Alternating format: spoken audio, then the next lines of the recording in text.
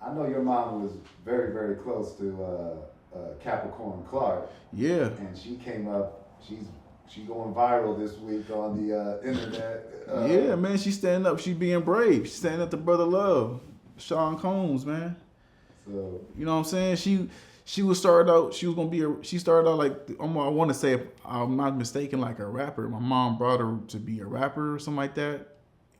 You know, artist, and then she worked for Deathrow. You know, my mom and Cap was like they was doing their own things, and they was like referring. My mom was over referring to telling my dad like that's hot. That's the person you should be with that person because they had that age, 11-year age gap. Yeah.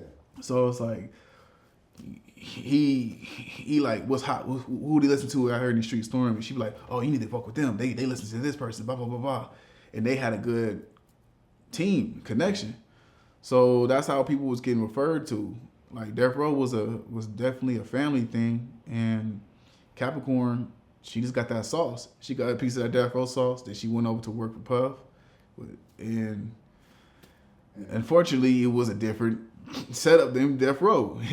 Deathrow was like, okay, cool, I can't speak, but like it wasn't baby oil and abuse. Like it wasn't like I'm gonna kill you, bitch, if you whatever. It wasn't targeted because my dad never had no beef at Puff. Yeah. Puff came to the West Coast. My dad didn't really go out.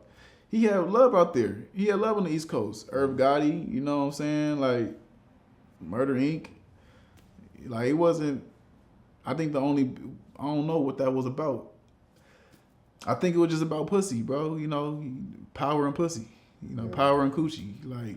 Well, I saw Gene Deal or someone said there was a picture of, I guess, Misa with little Justin Combs hanging out with Suge. Yeah, man. Back in the day. So like, that's my dad's. I ain't gonna say he right.